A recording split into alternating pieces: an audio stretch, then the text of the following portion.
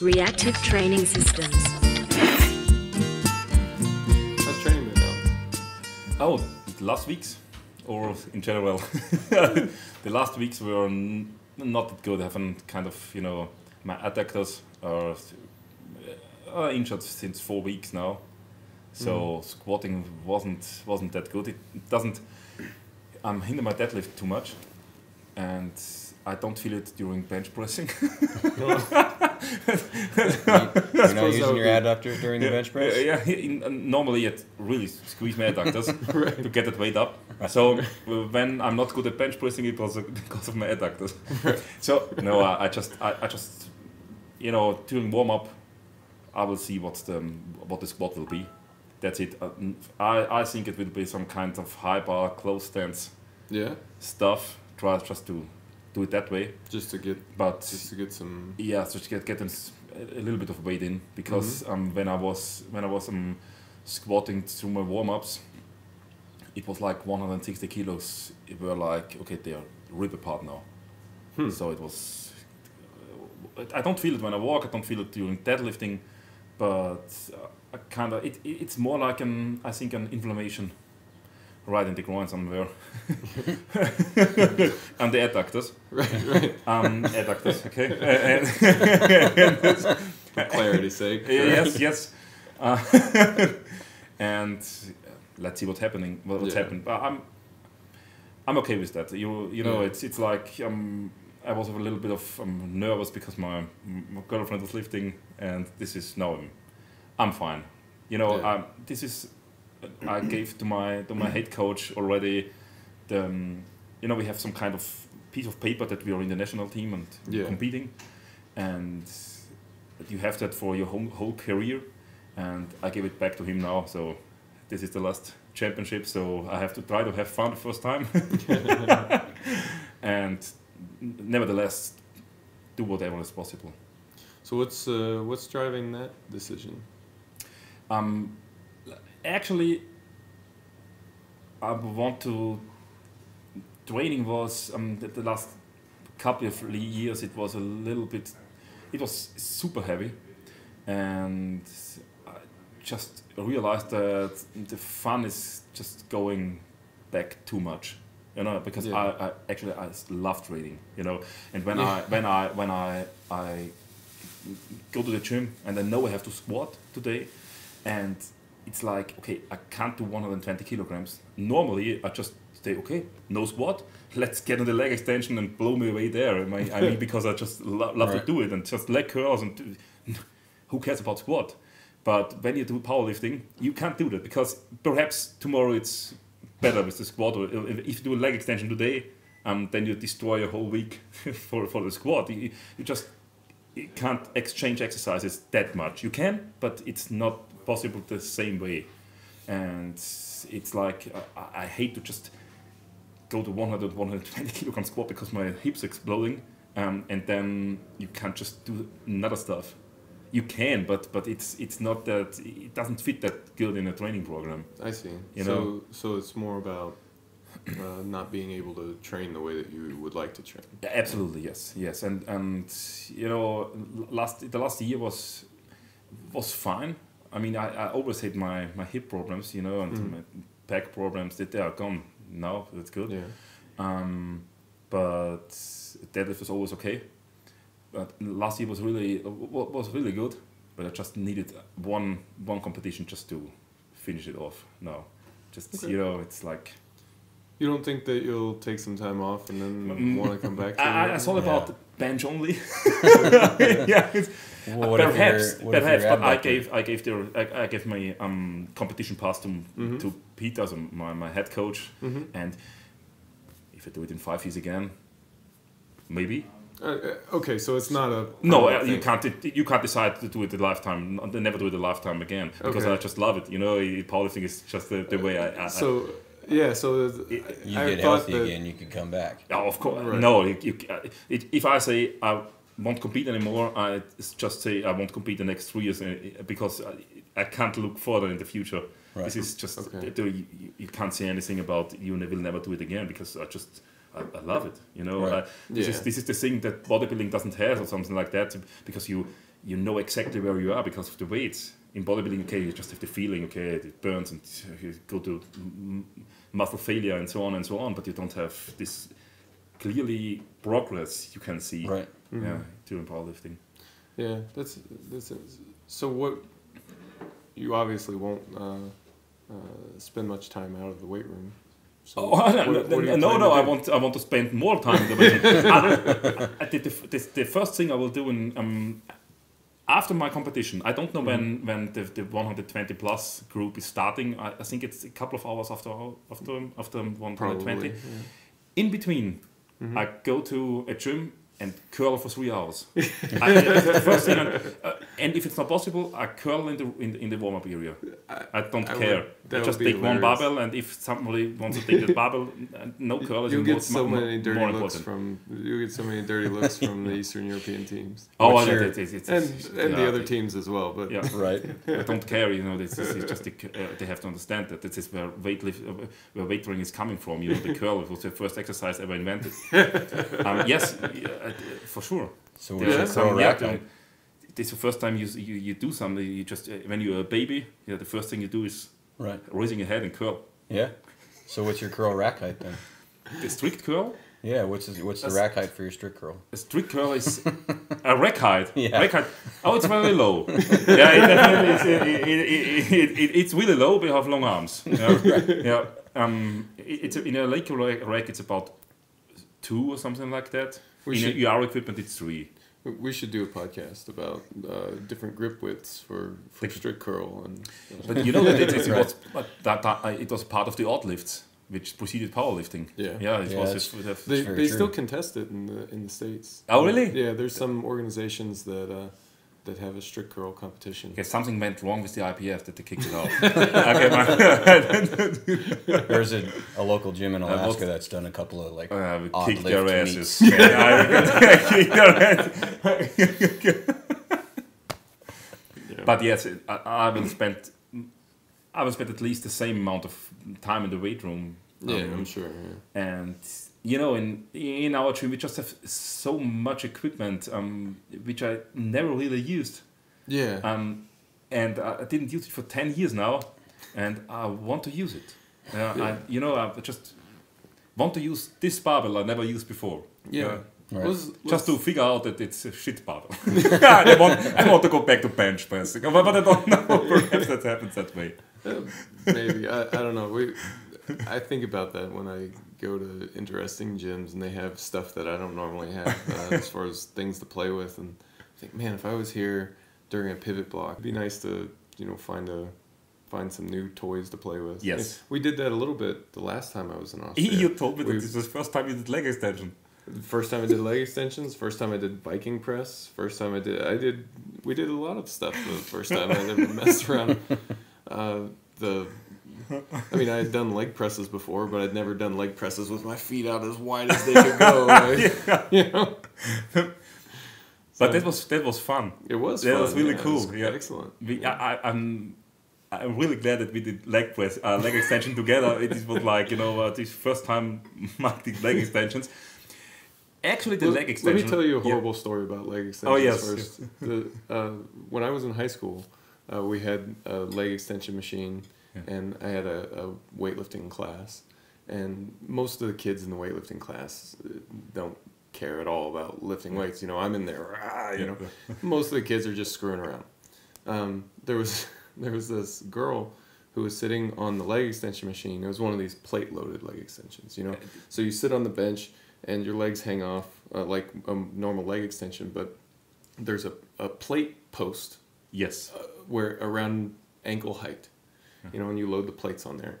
And she's a high school girl, so she had a 2.5 kilo plate on there, and that was it, So the thing's flopping around everywhere, when she's doing leg extensions. But most of the time, she's sitting there talking. And a friend of mine goes over and was talking to her, because that's what you do in high school, And he was talking with her, and she decides to start a set, kicks her feet out, and that post hits him right in the crotch. Oh, yeah. That was the worst experience of leg extension ever. So you never did it before. For sure. Have you been the guy, or I was going to was say he a friend of yours? Definitely a friend of mine. Not, friend of yours. Okay. Not air quotes friend. It was a real, real other person. Okay. Right? But yeah, so that's my leg extension story. I hope you had a better experience. That's why I was traumatized for leg extensions until I came to Vienna. That's why. It turns out you're a good therapist. Oh yes, I'm a leg extension therapist. But yeah, actually the leg extension was one of the first machines ever invented in around 1900. This is real. They invented the guy who invented it was called Hertz. It's a German guy who just wanted to give people the chance after operations or injury or being in the hospital to just build their legs again. Mm-hmm. And that's where everything started from. Oh, that's interesting. Yeah, so that's the leg extension has a lot of history. So why did you opt to do leg extensions? Just I'm building that perfect quad pose? That's important, but much more important is that I'm really strong in leg extension. And you can show off. Okay, all right. Okay. You maybe feel about leg extensions like I feel about front squats. This is thing that you care about that no one else cares about in the world. Because it's like what I'm doing isn't even real front squats. It's front squats with straps. You really don't care about that. That's fine if you find your rack again. Hmm? It's okay, but if you have to find to re-rack it again. Yeah. Otherwise, you knock out windows. Yeah. That was pretty funny. A little Instagram joke for everybody, right?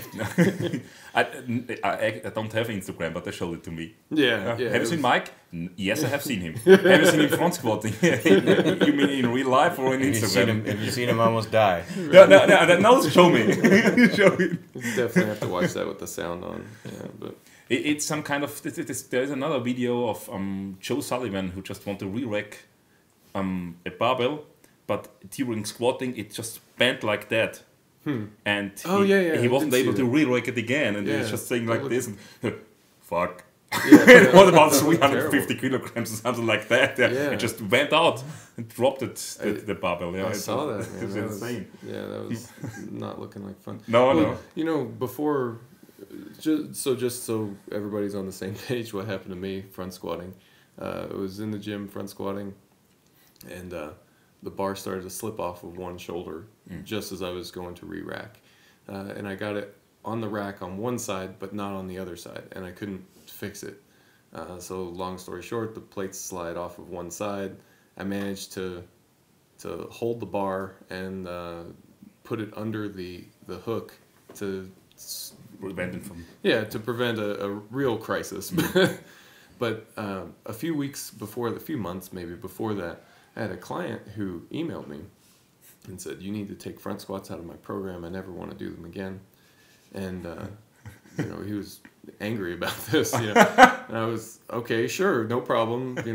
What happened? And he's like, "Well, I chipped a bunch of teeth." Oh, really? Yeah. So something similar happened. It slipped off. Dang. Got it racked on one side, but when the plates slid off and the bar flipped up, it hit him in the mouth. Oh man! Chipped some teeth. Yeah, so, that doesn't feel very good. Yeah, that sounds awful, right? But that's what was playing in my mind as the plates started to slide. Like, get your head out of the way. Right. Pull your teeth in. My brother actually kicked out my teeth during squatting. I was spotting him, and my brother changed the last 10 years. He didn't spoke. Really? Yes, he's now he's speaking, and he's not 5 years old or 2 years old. He didn't spoke, and I was spotting him during squats, and he did 180 kilograms, so a lot of reps. And he went down, and then he went up again. He went down, and the bar just slipped down his back. And it was like here, and then he's there, and just doing that thing, just to jump the bar a little bit higher. And I was spotting him, and he just threw it in my mouth, and my teeth fall out, the part of my teeth, and I was like, Andy, you just kicked my teeth out. Ah, two more. So I was holding him for 2 more. This was one of these. He didn't told me that he will just do it like this because he wasn't speaking. And you will know him now. He's talking all the time. Okay, so he has to compensate for that. Yeah, all them years not talking, he's got to make up for it now. Yes. Yeah. So I think this is the stuff. Why everyone has those. The mouth guards. Yes, the mouth guards. Yeah, it's not about performances. Protecting. How can it be about performance? Nobody can buy it for that reason. Yeah. So what are you looking forward to doing once you get back in the gym after this competition?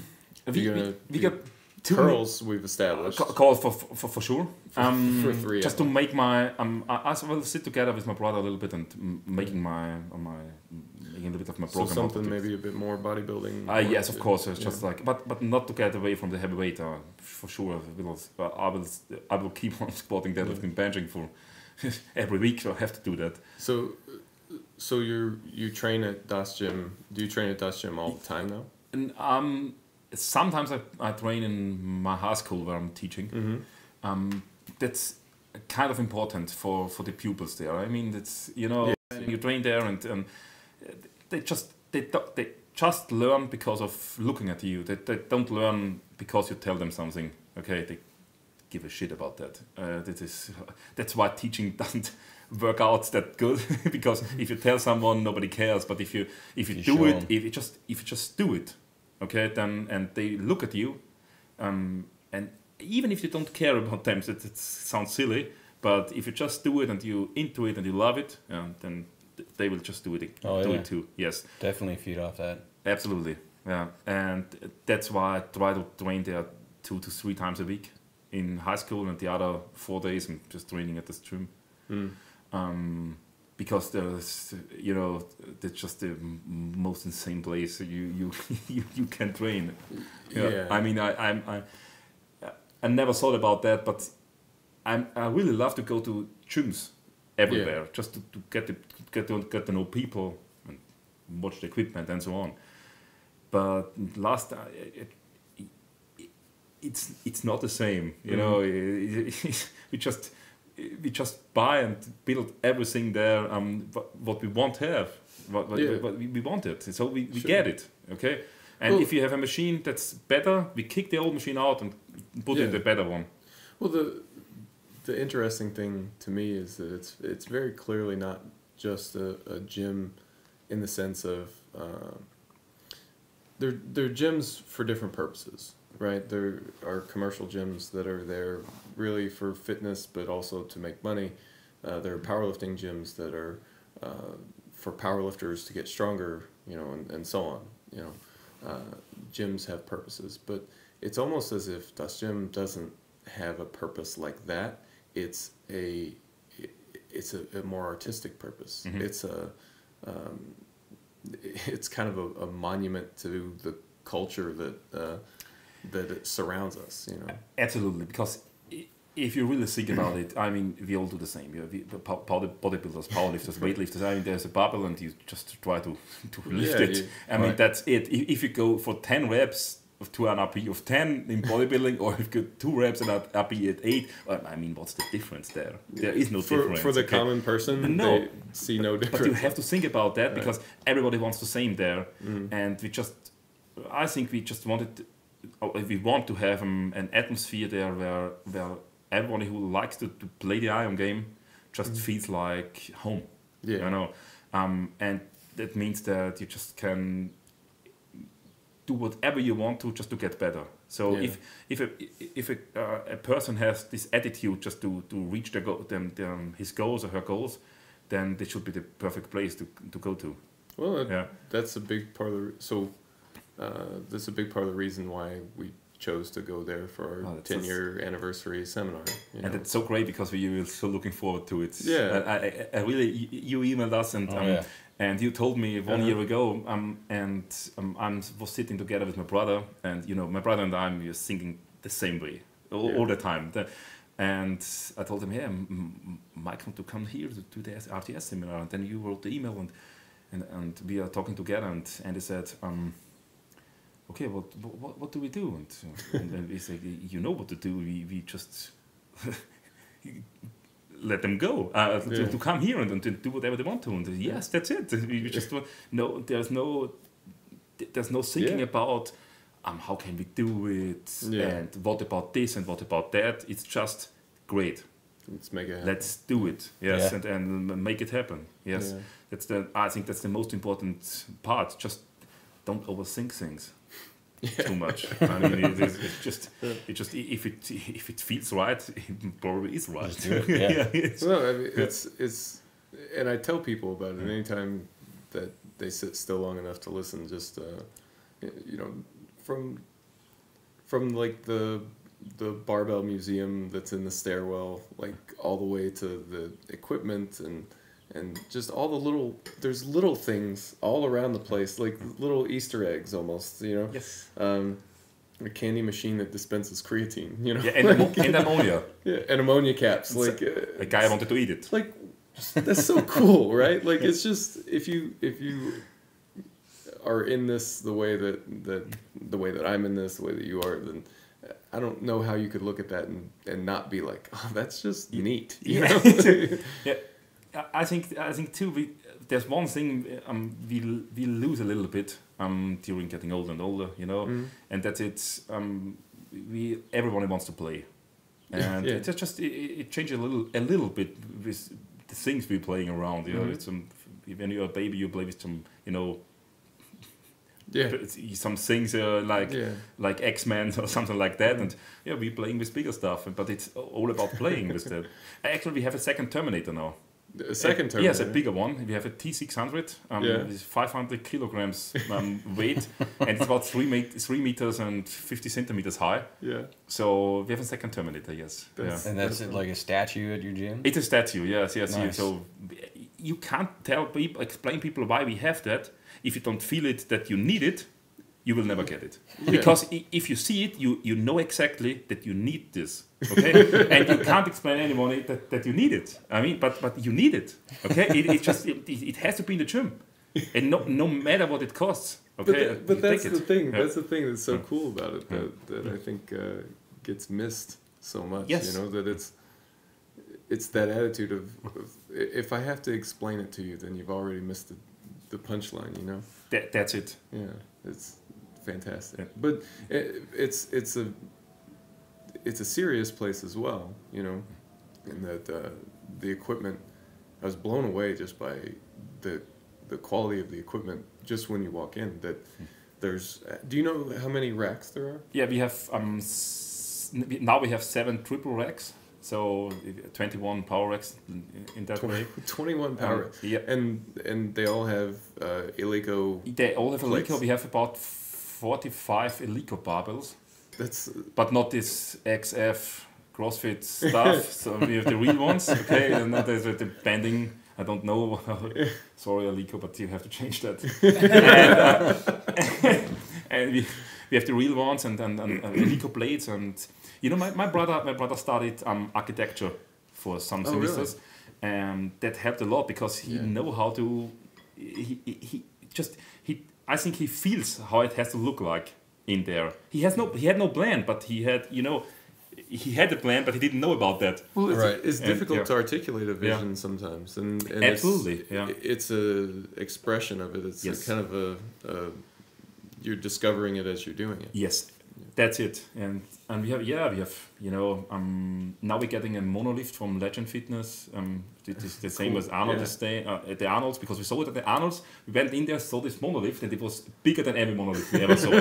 And I looked at my brother, he looked at me, and we didn't spoke a word, and it was clear we want it. And now we get it. And yes, it's the thing we just because. No, you can't explain why do you need a monolift nowadays, because for WC equipped lifting there's not that big in Austria and so, but there's one thing you have to think about. There's just one reason why we bought this monolift in this. If Ray Williams wants to train at this gym, he can't do that probably because his grip is too wide for a power rack. So he needs a monolith just to close and this is the main reason why we just bought this monolith. Just in case should ever come. He will, because that's the next step. We just wanted to invite really strong and big people from all over the world and just tell them, okay, we pay your flight, we pay your hotel, you just need to train 1 week whenever you want to in this gym, and then go away or stay. Sorry, I don't mean that bad, right. But just to take your holidays here and train with us, and you don't have to, just to make your own training. That when people go in there and they see some of you guys lifting, that's just, it should be completely normal, and they have to see what it's like to move heavy weights, because then they're getting better too. Man, that's an incredible idea. I think what a fantastic idea. Like, we were just talking about modeling behaviors and stuff like that, and I think that would be a good way to do it. But also, there's just a cool factor to it. You know? I guarantee you, if someone of you are training there, everyone will get 10 kilos stronger instantly. But for sure, you do it. You get stronger. Does that mean I'm gonna get 10 kilos stronger when I come lift there? They got stronger because they see you lifting. So I just gotta lift in front of a mirror. If I watch myself, then I'll get 10 kilos. We have movable mirrors, so you can put it in front of you. Yes, you're right. But that's the thing we want to do next, because first of all, there's a lat pull is coming, or 3 lat pulls with 300 kilogram weight stack. And the next step is just inviting people. Which you just kind of glossed over that for a second, but 3 lat pulls with a 300 kilo weight stack. This next story is a really good story. 300 kilo? Yes, it's how many is it? It's 661 pounds. 661. Yeah.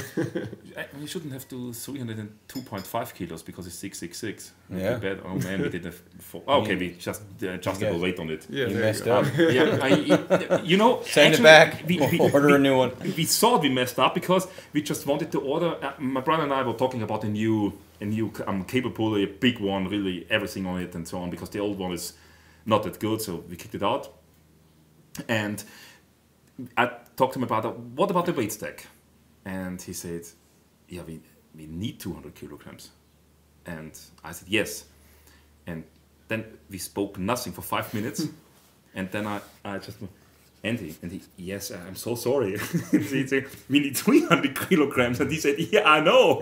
And so we called the company and said, we need 300 kilogram stack. And they said, okay, we think about doing that. Yeah. And then the guy who is actually working on it just called us and said, yeah, he's working on this big cable pulley, and he needs to adjust some things, because if someone is pulling 300 kilograms, everything has to be much more stronger. Yeah. And now he's just doing everything super strong. Yeah. And that's just great. Yeah. Because when you go to a gym and you see a weight stack with 100 kilogram, you feel like the biggest badass in the world if you pull 100 kilograms. And everyone know that 100 kilograms is shit. You know, a college girl can pull 100 kilograms if she wants to.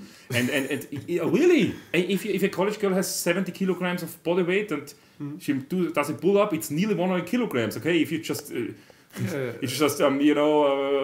shake a little bit of the weight up, and then it's 100 kilograms. And you're not a badass if you do 100 kilograms. Okay, you're a strong guy if you do 200 kilograms. And we wanted it's a weight stack that's really not everybody can use. You almost it gives immovable. a whole new meaning to, like, I can do reps with the stack, right? Absolutely. If you pull 100 kilograms, you're nothing. I mean, perhaps you're a great person and everything, but you're not strong. But thanks for clarifying. Yes, I just wanted to tell you. Yeah.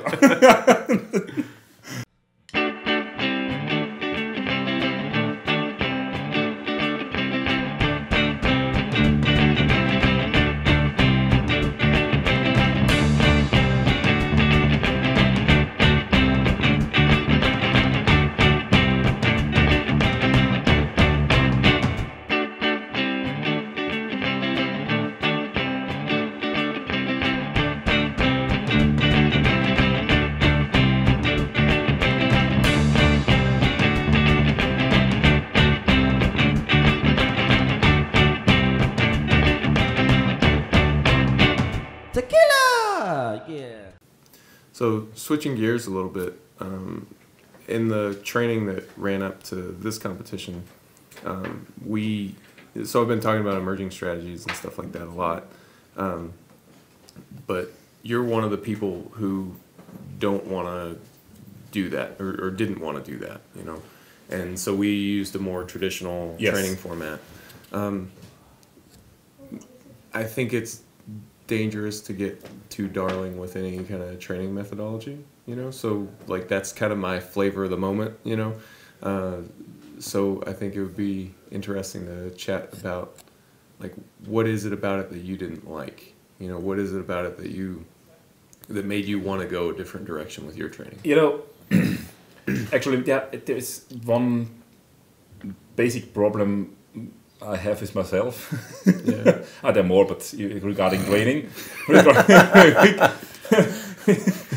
regarding training, it's you know, when I approach training, I'm really different to how you approach training a little bit. You know, I'm much more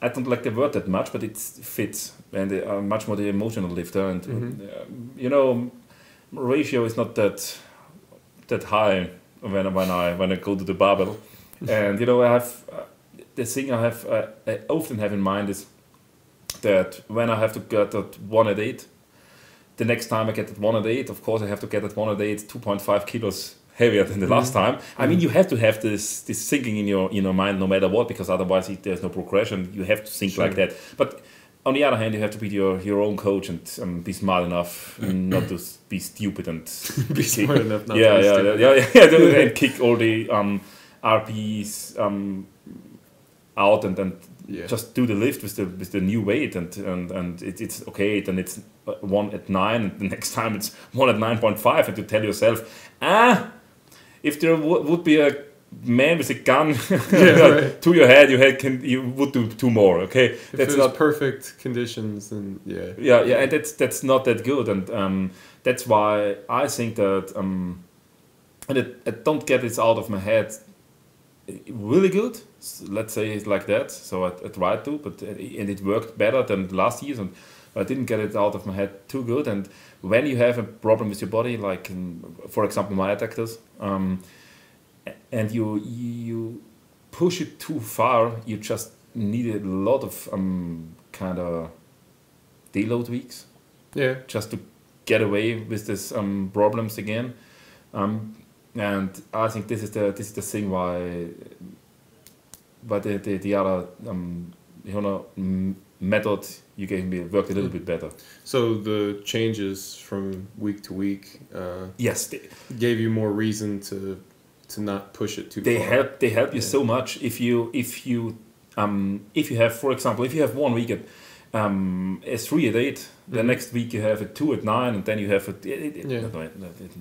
don't care about it's harder to compare. It's completely hard to compare, and you don't do it. I don't do it because it's completely fine that they have different sessions, and the next 2 at 8 I have in 6 weeks, something like that.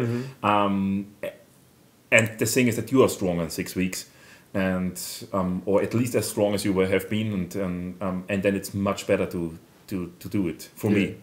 So I think, and this is what I really think about training methodologies. It's not about the physiology stuff that really matters. It's the psychology stuff that's behind everything that really matters. So you have to deal your clients in a kind of different way according to their approach to the barbell. They are really the same body-wise, but how they do it, that's the big difference. And I think this is the big thing in coaching. I agree with you. Yes. Sure. And for me, for example, not compare 1 week to another is way better than compare it. For other people, I know a lot of them, it's if they can compare it, they are completely fine with it. They are better with that. This is why that's the second approach. Better. So are you saying like you would have a fairly bit of a like negative emotional reaction if like week 3 is down 2.5 kilos from week 2? The thing is that I can push it from week to week, and it really feels like I'm getting stronger at the same RPEs.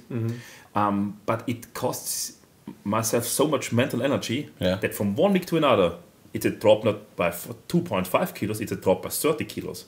And it's I know this sounds so stupid because it's kind of you can test it, but it's like you exhausted all your mental energy. Right. I don't think it sounds stupid at all. Yeah. And it's something that we see a lot, even with people that are using marine strategies, is that they'll train for however long that takes. But some people, when they've reached their peak, it's just kind of, it's down a little bit and it kind of progresses down if you continue to push too far. But then other people, it falls off a cliff like that, you know. And I think absolutely, especially more emotional lifters, people that like to get psyched up more in training, see that more, you know. Yeah, I understand what you're saying, and I think that your experience is not rare. Yeah, oh, absolutely not. It's you have to figure out what how is your client thinking about, or your athlete thinking about his training and his progress and how you progress. But you know, for example, when I first started to work with you, I think 2014, it was like that was crazy, because my deadlift was at 300 kilograms, and I think 1.5 years later it was at 330 kilograms, and it didn't move anything from 2009 to 2014, and then 1.5 years later it just moved up as hell. This is just not that for example, not that I didn't know how to do it, but with the coaching you get, it's so much that the psychology aspect that is changing, because you know that someone is watching your training and someone is trying to get you better, and he's much more honest with you than you are yourself with you, and that is I think this is that helps you most. It's definitely, I think, a unique situation where the lifter can also be their own coach and write their own programs. There's not very many people that can do that and still write effective programming. Absolutely. And especially, at least from the psychology aspect of, you know, being realistic and being honest with yourself and not having any of the kind of like mental breakdowns. And just, I know, at least especially for me, when I made that transition to not programming for myself, it took a lot of stress out of the lifting, and as a result of taking the stress out of the lifting, that reduction of stress just made training better. It made it more effective. This is a huge difference. Yeah. There is such thing like they measured, and of course I don't know the studies now, but they measured something like there exists something like mental energy, and you can choose for which part of your life you use it. And if you have a lot of stress, your central nervous system isn't primed for training. Right, the studies on willpower and things of that nature. So that helped me. That's better for me, for example. So just to not know what I did last week, and just I'm not able to compare. Yeah, that seems reasonable. And if there's something that looking at personalities has done for us, it's just kind of exposed the wide range of differences in preference, you know, and it helps figure out where that may stem from, you know. So the notion that people who are higher in openness and lower in conscientiousness may prefer RPE training. People who are the opposite don't like RPE training. That may be kind of part of a larger personality construct that you've got, and it's not so much about whether it's better or worse. You know, it's that you won't be able to see it any other way. Yes. Because this is who you are. You know. Exactly. And I mean, if you're a coach, you're going to work within that framework. It only makes sense. There's no other way that makes sense. Yes. Yeah. Well, there's a kind of last question, I suppose, to ask you about, saving all the serious questions for the end, I guess. I can try to answer it not seriously if you want to. Well, So we were talking earlier about how you're taking a break from competing, at least that, right? Yeah. I'm in a very similar situation, and I've known you for several years now, and we've talked about stuff like this, even when we were both into it, hard competing, it. right? Like, hey, someday this is going to be over, and you don't necessarily know when that's going to be. We might be at that stage now. Yeah. We might not. You know, I'm taking a break from competing now. You're taking a break from competing. I know for me, it was an opportunity for me to really understand better what my purpose for doing this, for lifting weights was. You know, that this is a thing that I've talked about with some of my athletes before, and it's easily misunderstood. Just because you can't articulate a purpose doesn't mean that there isn't one. Oh, yeah. And that it's a long process of discovery to figure out what your purpose is. And that's the underlying motivation, right? That's your reason to keep going to the gym, even when it's not fun and all that stuff. And for me, taking a break from competing helped me to be able to better articulate and understand myself, why I'm lifting weights in general. Do you feel like you're in a place that you can articulate those things well, or is that going to take a bit more time? It's changing. This process, and if you figure out a new thing about yourself, everything is changing again. But by now, I think that you know, when you start when I started training, with I think 15 years or something like that, or 20 years ago, I was 15. It was something like I figured I just liked, because this was I figured out that I really liked doing that. And then of course in school, you get known as the guy who just train, and okay, you're getting bigger and bigger and stronger, and then suddenly you are the guy who's competing in powerlifting events, and then you are the guy who's competing in international powerlifting events, and I loved it. I didn't do it for anyone else, but I think that you're building your own identity a little bit. And you think that, or for me, it was a long time that when I get back from competing, you give a little bit of your identity away. And because if somebody asking you, who are you? And you have to answer that question in one sentence, that I'm the guy who just competed in European Championships, or I'm the powerlifter, or I'm this and that. That's not that I don't love it, what I did, but and I didn't do it for other people, but you get recognized for that a little bit. Yeah. And I think this was a hard thing to accept, that, or accept it. This was the hardest thing, that why I thought about taking a break for a long time. Because if you're doing that break, you can't say, I'm the guy who just competed there, you know? Yeah. This was the stuff I was thinking about the last couple of years, perhaps. Mm-hmm. And I figured out that it's really, the answer is simple. It's it feels like you give away a little bit of your identity. You just were building up for a long time. But now it feels different, because now it feels like, okay, I just do my identity is doing what I like to do, and what I want to do, and I love training, and I don't give a shit if somebody doesn't talk to me anymore, because I'm not, I'm not being at a world championship. Absolutely, because I'm the guy who just doing what he loves to do in his free time. Mm-hmm. And my actually in my job and my freedom, it's not much that a difference between them. It's just I'm doing what I want to do. Yeah.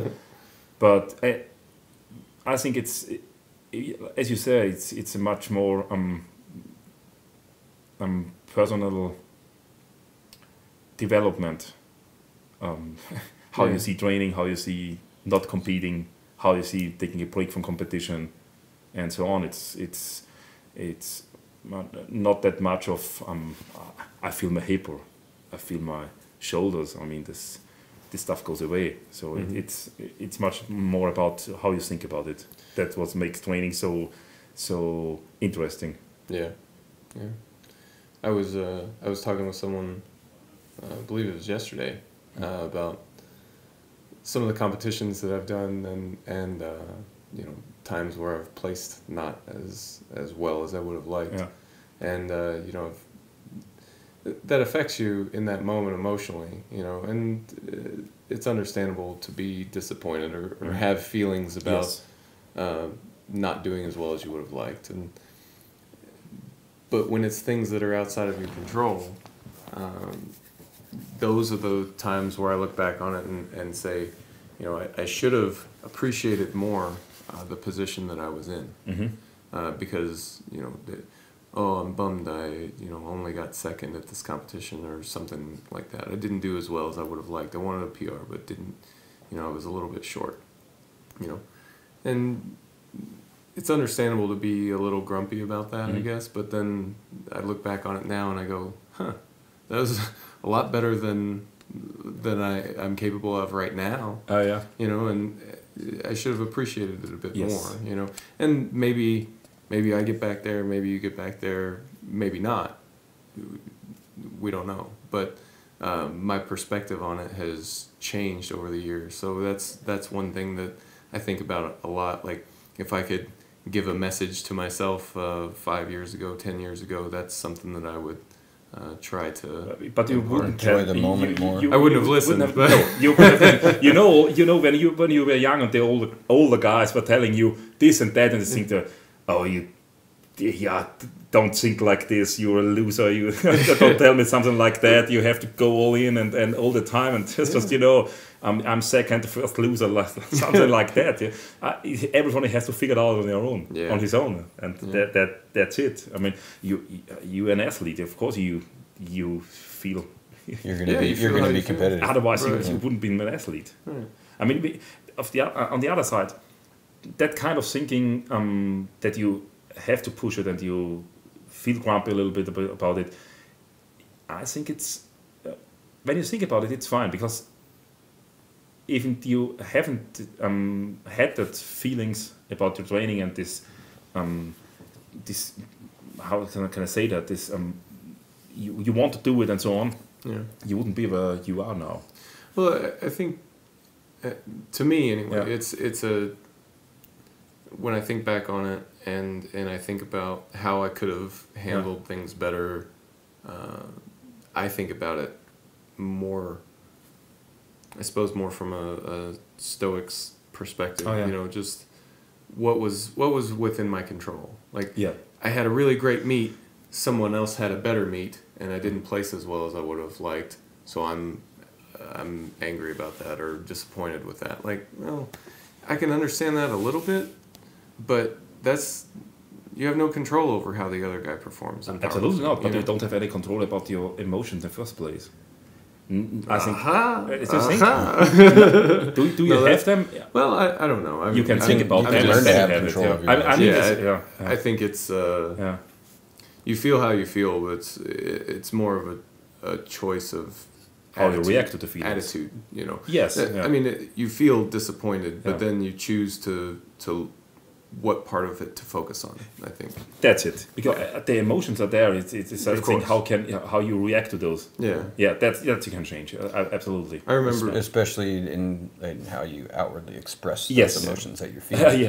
You can't necessarily turn them off, but you can kind of control and choose how you outwardly display and express them. But I think that's a long time you can to learn how to do that. Absolutely. You think back to it like from a 2-year-old throwing a tantrum about not getting their way with a toy or wanting a cookie or something like that. Like now fast forward to when you're 34 and you can't have the cookie, you're probably a little bit more controlled. Depending on how good the cookie is and if it's a chocolate cookie. But that's the thing. That's there's one thing you have to learn, and I think everybody has the chance to learn the chance to learn something like that. And we choose the way of training for us to learn it, and to just think about it. So I think it's much more into training than than just lift it up. All these things are so deeply. Yes. All right, Alex. Well, thanks a lot for sitting down and chatting with us. So for anyone listening, we're going to be in Vienna at Das Gym on August 4th and also the 5th. We'll be doing some semi-private sessions. It's the RTS 10-year anniversary seminar. So it's, I don't know. If you think like us, I think it's worth booking a vacation to go see the place. And also to see those guys talking to you. So yeah, it'll be really cool. So we'll put up a link in the notes in the description and whatnot for how to get tickets to that. But thanks again. Good luck on Sunday. Thank you very much, and thank you for inviting me here. Having pizza. Yeah.